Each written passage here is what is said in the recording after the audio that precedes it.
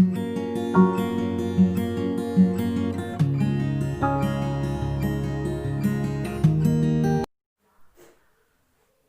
है आपका एक बार फिर से। आज हम बात करने वाले हैं वृत्त एवं चक्रीय चतुर्भुज का।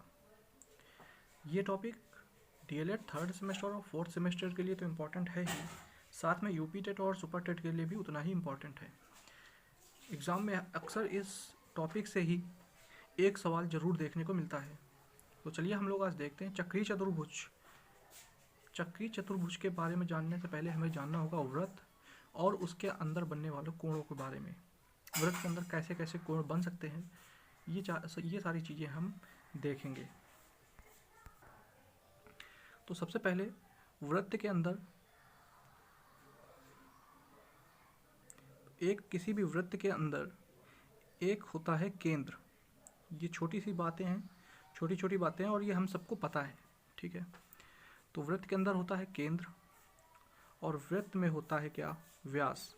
व्यास के किसी भी वृत्त के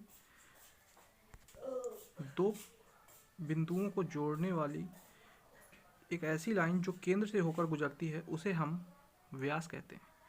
कोई भी ऐसी लाइन जो वृत्त पर बनी हो और केंद्र से होकर गुजरे उसे हम व्यास कहते हैं। और ऐसी लाइन, ऐसी रेखा जो केंद्र पर तो बनी हो लेकिन वृत्त से होकर ना गुजरे उसे हम कहते हैं जीवा। उसे जीवा कहा जाता है, ठीक है। इंग्लिश में हम कहते हैं कॉर्ड, ठीक है। तो अब हम बात करते हैं जो हमारे लिए ज़रूरी है कि वृत्त के अंदर कोण किस किस प्रकार से बन सकते हैं, ठीक है।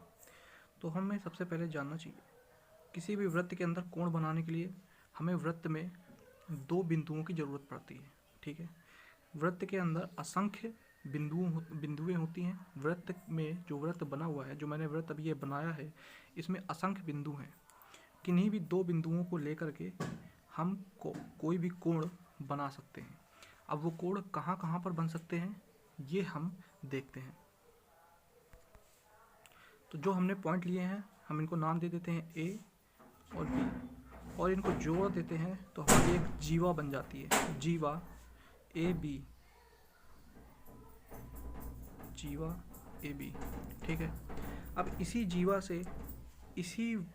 जीवा से हमारे वृत्त में दो खंड हो गए। एक तो ये खंड हो गया, ठीक है, और एक ये खंड हो गया, ठीक है। बड़ा खंड और एक छोटा खंड हो गया, दो खंड हो गए। यानी एक जीवा वृत्त को दो खंडों में विभाजित कर देती है जिसे हम कहते हैं वृत्त खंड, ठीक है। एक ये वृत्त खंड हो गया ए से लेकर के बी तक, ठीक है, ये वाला एक वृत्त खंड हो गया और दूसरा वृत्त खंड इधर हो गया ये, ठीक है। तो दो वृत्त खंड हो गए। तो वृत्त खंड भी हम जान गए वृत्त खंड क्या है। तो अब हम जानते हैं कि कोण बनेंगे कैसे, ठीक है। तो किसी भी वृत्त में कोई भी एक जीवा हम ले लेते हैं या दो बिंदु ले लेते हैं ए बी। ये किसी भी वृत्त में तीन प्रकार से कोण बना सकते हैं। कितने प्रकार से मैंने बताया, तीन प्रकार से। तो पहला जो प्रकार है वो ये है कि ये दोनों बिंदु केंद्र ओ पर, मान लेते हैं केंद्र ओ है, तो केंद्र ओ पर कोई कोण बनाए। केंद्र बिल्कुल बीचों बीच नहीं है लेकिन हम इसको समझ लेंगे कि ये केंद्र है, ठीक है। तो केंद्र ओ पर एक कोण बना सकता है, तो ये एक कोण हो गया, ठीक है। दूसरा कोण कैसे बन सकता है, कोई भी वृत्त में एक जीवा ए बी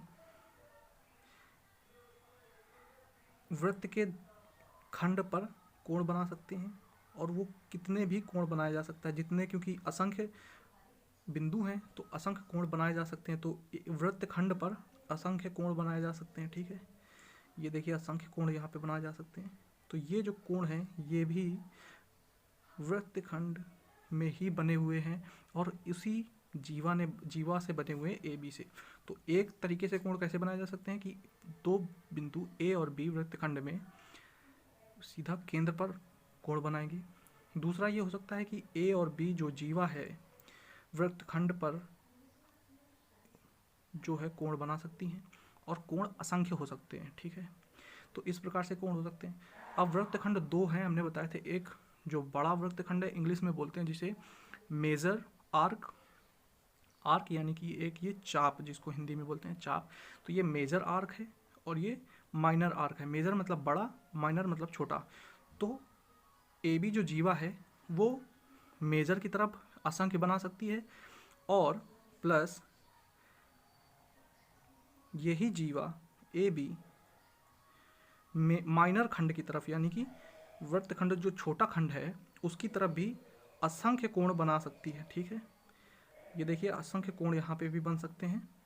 ये कोण तैयार हो गए। ठीक है, तो इस प्रकार से 3 प्रकार से कोण बन सकते हैं। पहला, केंद्र पर कोण बना देगी। कोई भी 2 बिंदु हम ले लेते हैं वृत्त पर, तो कहाँ कहाँ पे कोण बना सकती हैं? एक तो केंद्र पर, दूसरा वृत्तखंड पर, बड़े हिस्से पर वृत्तखंड पर। ठीक है, तो ये दूसरा हो गया। और तीसरा, वृत्तखंड के छोटे वाले हिस्से पर। ये 3 प्रकार से। तो एक ही अगर सर्कल में एक ही हम वृत्त पर इन तीनों को देखने की कोशिश करें तो हमें कुछ इस प्रकार से दिखाई देंगे। ये हो गया केंद्र, ये हो गई जीवा ए बी, ये केंद्र पर कोण बनाए जा सकते हैं, ये बड़े वृत्तखंड पर कोण बना सकते हैं, और ये ही छोटे वृत्तखंड पर भी कोण बना सकते हैं। तो ये 3 प्रकार के कोण हो गए, पहला, दूसरा और ये हो गया तीसरा। ठीक है, इसको नाम दे देते हैं सी। ठीक है, अब हम बहुत गौर से इस चीज़ को देखेंगे। ये जो कोण बने हैं, तो कोण को दर्शाने के लिए जो हम ये सी आकृति लेते हैं, ये कोण को दर्शाते हैं ना, ये सी आकृति कोण को दर्शा रहे हैं। ठीक है, तो हमें यहाँ पर देखने को क्या मिलता है कि ये सी आकृति, ये दो एक ही तरफ को है, लेकिन ये सी आकृति नीचे को है। ठीक है, ये 2 आकृतियाँ ऊपर की ओर हैं और ये आकृति नीचे की ओर है। ये जो मैं बताने वाला हूँ, हो सकता है आपको कभी किसी ने ना बताया हो, लेकिन जो मैं बताने वाला हूँ ये आपके काम आने वाली है, एक नियम को सीखने के लिए और आपके दिमाग में वो रखने के लिए। वो नियम सबको पता होते हैं, मगर उन नियम को लागू करने में कई बार गलतियाँ हो जाती हैं। वो गलती ना हो इसलिए मैं ये जो बता रहा हूँ इसको थोड़ा ध्यान से हम लोग देखेंगे। ये जो सी आकृति के कोण को दर्शाने वाली जो आकृति है, ये 2 एक तरफ हैं और ये इस तरफ है। तो अब हम इन कोणों में नियम देखते हैं। तो हम सबसे पहला नियम जो देखेंगे, तो जो पहला नियम है वो ये है, एक ही वृत्तखंड पर या जीवा के कोण बराबर होते हैं। एक ही वृत्तखंड पर जीवा के कोण जो हैं वो बराबर होते हैं। कैसे? अभी जो मैंने बताया था, आकृति जो दूसरी हमने अभी बनाई थी उसी को हम फिर से ले लेते हैं। एक ही वृत्तखंड पर जो जीवा के कोण है, वृत्तखंड भी जीवा से ही बनता है, तो ए बी मान लेते हैं एक जीवा है, तो वृत्तखंड पर जो भी एक तरफ जो वृत्तखंड है उस तरफ बनाए जाने वाला कोण हमेशा बराबर ही होंगे। ठीक है, ये जो कोण हैं ये सारे के सारे कोण आपस में बराबर होंगे। ये मान लेते हैं A1, A2, A3, A4। तो हम यहाँ पे क्या देखेंगे कि जीवा AB से बनाए हुए ये जो जितने भी कोण हैं, ये पहला कोण A1, दूसरा कोण A2, तीसरा कोण A3, चौथा कोण A4, ऐसे कितने भी इस एक ही तरफ वृत्तखंड पर एक ही तरफ मैं बात कर रहा हूँ, तो AB जो जीवा है उसके एक तरफ वृत्तखंड पर जितने भी कोण बनेंगे वो सारे के सारे कोण हमेशा बराबर होंगे। ठीक है, तो ये हो गया पहला नियम। तो अब इस नियम को देखते हैं कैसे। मान लीजिए कोई एक वृत्तखंड है, इस पे एक जीवा ए बी है। ठीक है, इस ए बी से एक ये कोण बना हुआ है जो कि 30 डिग्री का है। ठीक है, और आपसे पूछ ले कि ये मान लेते हैं सी है और ये डी है। अगर एंगल ये जो कोण सी है वो 30 डिग्री का है और आपसे पूछ ले कि कोण डी कितने डिग्री का होगा, तो आपको बिना कुछ सोचे समझे बता देना है कि ये कितने डिग्री का होगा, 30 डिग्री का होगा। जितना ये है उतना ही ये भी होगा। ठीक है, तो ये नियम ऐसा है और आपको उम्मीद करते हैं कि आपको समझ में आ गया होगा। चलिए देखते हैं दूसरा नियम। तो दूसरा नियम ये कहता है कि एक ही वृत्तखंड से या एक ही जीवा कह लीजिए, एक ही वृत्तखंड या एक ही जीवा से केंद्र पर बना कोण। अभी हमने आपको बताया था कि कोण कहाँ कहाँ बन सकते हैं, तो केंद्र बन सकते हैं वृत्त पर या केंद्र पर या वृत्त के छोटे वाले हिस्से पर। ठीक है, 3 जगह पर कोण बन सकते हैं। तो अभी जो बात हो रही है कि एक ही वृत्तखंड से केंद्र पर बना कोण वृत्त पर बने कोण का 2 गुना होता है। ठीक है, कैसे, इसको देख लेते हैं। एक एक चीज़ को समझते चलेंगे, आसानी से चीज़ें समझ में आ जाएंगी। देखिए, एक ही वृत्तखंड से, एक ही वृत्तखंड, ये हमने एक वृत्तखंड बना लिया, एक छोटा वृत्तखंड है और बड़ा वृत्तखंड है, ये ए बी कह देते हैं, ठीक है। वृत्तखंड या जीवा भी मान लीजिए इसको, ये जो रेखा है इसको जीवा कहते हैं। अगर रेखा ना हो तो ये वृत्तखंड है, तो हम जीवा की बात कर लेते हैं, ठीक है। तो इससे बना हुआ कोण कि एक ही वृत्तखंड से केंद्र पर बना कोण, तो केंद्र पर एक कोण बना लेते हैं, ठीक है। ये हो गया केंद्र पर बना हुआ बना कोण वृत्त पर बने कोण के। तो वृत्त पर जो कोण बनेगा वो कैसे बनेगा, इस प्रकार से कुछ बनेगा, ठीक है। वृत्त पर बने कोण कुछ इस प्रकार बनेगा, ये कोण, ठीक है। हम इस कोण की अभी बात कर रहे हैं। तो केंद्र पर जो ये जो कोण है, केंद्र पर हम मान लेते हैं, केंद्र पर जो कोण है उसको मान लेते हैं ए ओ बी। तो ये केंद्र पर कोण बन गया, ठीक है। और दूसरा कोण है कौन सा, इसको मान लेते हैं हम डी। तो कोण ए डी बी यानी कि ये कोण। तो नियम क्या कहता है कि एक ही वृत्तखंड से केंद्र पर बना कोण वृत्त पर बने कोण का 2 गुना होता है, यानी ये इसका 2 गुना है। किसका, तो जो केंद्र पर जो कोण बना है इससे 2 गुना होगा, ठीक है। एग्जाम्पल ले लेते हैं, ठीक है। एग्जाम्पल एक ले लेकर देखते हैं। मान लीजिए एक ये जीवा ए बी है, ठीक है। इसने केंद्र पर ये कोण बनाया, ठीक है, और वृत्त पर ये कोण बना दिया, ठीक है। तो मान लेते हैं अगर ये 30 डिग्री का कोण है, ठीक है। मान लेते हैं कि ये एंगल जो डी है वो 30 डिग्री का है, तो एंगल ए डी बी बराबर 30 डिग्री का है। और पूछ ले कि एंगल ए ओ बी कितना होगा, तो सिंपल है, कुछ नहीं करना है, जो केंद्र पर बना कोण है वो वृत्त पर बने कोण का 2 गुना होगा, यानी अगर ये 30 है तो ये कितना हो जाएगा 60 डिग्री, 60 डिग्री, ठीक है। यहाँ तक बात समझ में आ गई। तो अभी हम यहाँ पर देख रहे हैं कि जो भी कोण बन रहे हैं वो एक जीवा बना रही है, ठीक है। किसी न किसी जीवा के थ्रू बन रहा है, और यहाँ पे एक त्रिभुज जैसे बन रहा है, ठीक है। जैसे एक त्रिभुज ये बनेगा ए ओ बी, एक त्रिभुज बन रहा है ए डी बी, ठीक है। इन त्रिभुज के अंदर ही ये सारे बन रहे हैं। तो अभी हम मेन चीज़ क्या है कि जो भी कोण बन रहे हैं वो एक जीवा के जरिए ही बन रहे हैं, यानी कोण कौन बनाता है, जीवा बना रहा है, ठीक है। तो अब तीसरा जो नियम है वो इसी जीवा के संबंधित है और हम इसको समझने की कोशिश करेंगे। तो नियम तीसरा ये कहता है कि यदि जीवा वृत्त की केंद्र से गुजरे, केंद्र से कैसे गुजरेगी जीवा, देखिए ये एक केंद्र वृत्त हो गया, ये इसका केंद्र है। अभी तक जीवा यहाँ से होकर गुजरती थी, अब ये क्या करेगी, यहाँ से केंद्र से होकर गुजरेगी। तो ये ए बी जो जीवा है अब वो केंद्र से होकर जा रही है, और कोई भी जीवा अगर केंद्र से होकर गुजरती है तो हम उसे कहते हैं व्यास, ठीक है। तो अगर ए बी जो जीवा है वो अगर व्यास बन जाए यानी केंद्र से होकर गुजरे, तो वृत्त पर बनने वाला कोण, वृत्त पर ये कोण बन सकता है, ठीक है, यहाँ पर, ठीक है। एक ये या तो इधर साइड कोण बन जाएगा वृत्त पर, या तो इधर साइड बन जाएगा कोण, ठीक है। तो वृत्त पर जो भी कोण बनेगा वो कितने डिग्री का होगा, यहाँ पर देखिए लिखा हुआ है, वो हमेशा कितने डिग्री का होगा, 90 डिग्री का होगा, ठीक है। यानी अगर जीवा वृत्त की केंद्र से गुजरे तो वृत्त पर जो कोण बनाएगी वो जीवा वो हमेशा 90 डिग्री का होगा। तो ये भी 90 डिग्री और ये भी 90 डिग्री, दोनों साइड 90 डिग्री का होगा, ठीक है। चलिए इसको एक प्रश्न की तरीके की एक एग्जांपल से समझ लेते हैं।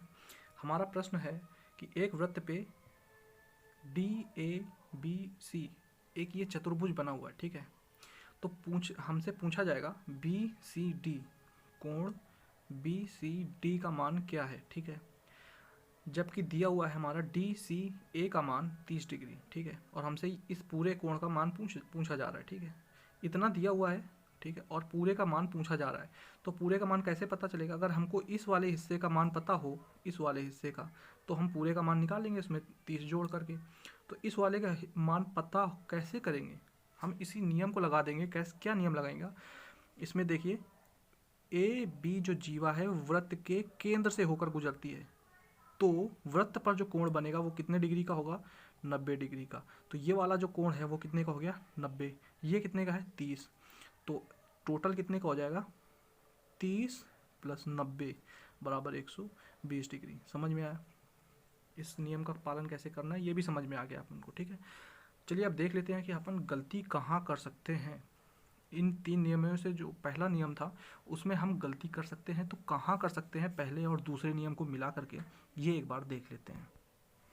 चलिए, जो दूसरा नियम हमने बताया था उसमें हमने बताया कि केंद्र पर बना हुआ जो कोण है, जीवा से जो केंद्र पर बना हुआ कोण है वो हमेशा 2 गुना होता है वृत्त के खंड पर बना हुआ कोण से। ठीक है, ये अगर x है तो ये हो जाएगा 2x। ठीक है, ये हमने बताया था अभी। तो इसमें हमेशा एक चीज़ ध्यान रखने वाली बात है कि ये जो सी आकृति का कोण का जो आकृति है, कोण आकृति जो होती है, कोण को दर्शाने के लिए जो हम आकृति बना देते हैं, इस आकृति पर ध्यान देने की ज़रूरत है इस नियम में। अगर आकृति ऊपर की ओर है तो दोनों ही ऊपर की ओर होनी चाहिए।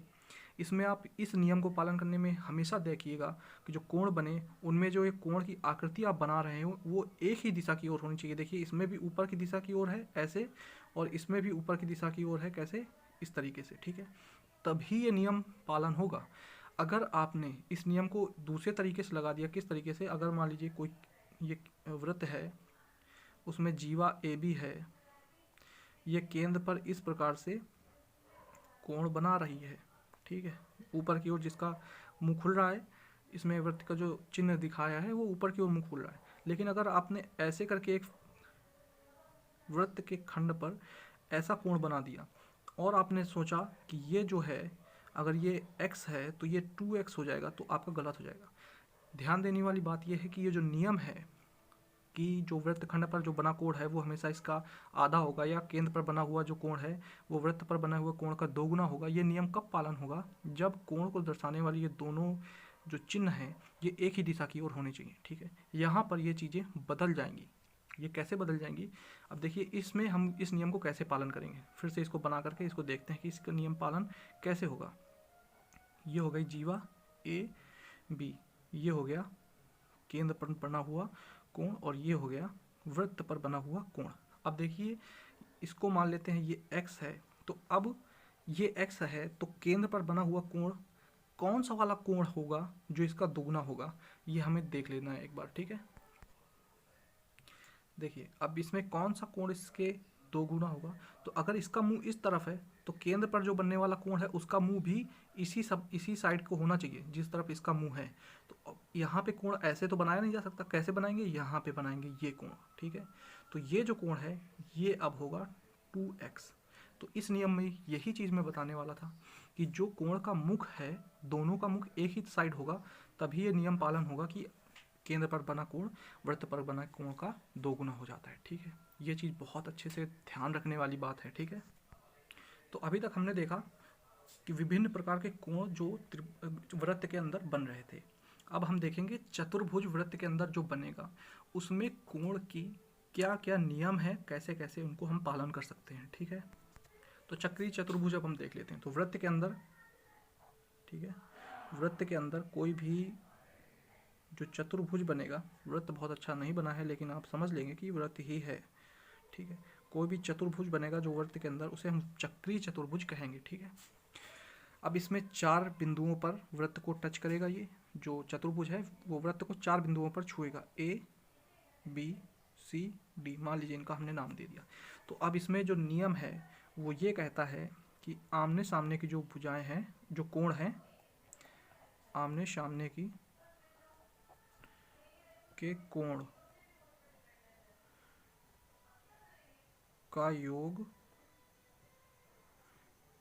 180 डिग्री होगा। ठीक है, 180 डिग्री होगा कैसे, यानी कि angle A plus angle C बराबर 180 डिग्री और angle B plus angle D बराबर 180 डिग्री। बस यही एक चक्रीय चतुर्भुज में इम्पॉर्टेंट सूत्र है, नियम है, आप जो भी कह लीजिए। चक्रीय चतुर्भुज में बस यही एक इम्पॉर्टेंट है। बाकी जो मैंने अभी 3 नियम ऊपर बताए जो कि एक त्रिभुज के रूप में भी आपको दिख रहे थे, जो जीवा से बनते हैं, वो ही नियम सारे चक्रीय चतुर्भुज के अंदर लगेंगे और सारे के सारे क्वेश्चन सॉल्व होंगे। तो मिलते हैं नेक्स्ट वीडियो में जब हम इसी से संबंधित बहुत सारे प्रश्नों को लेकर के आएंगे और करेंगे। प्रीवियस ईयर के भी एग्जाम्स के में आए हुए हैं जो क्वेश्चन हैं वो भी करेंगे, जो डीएलएड के सेमेस्टर में आए हुए हैं, प्लस जो टेट में आए हुए हैं, प्लस अगर सुपर टेट में भी अगर कोई आए हुए हैं, जो भी जिस प्रकार के क्वेश्चन बनते हैं वो अगली वीडियो में करेंगे।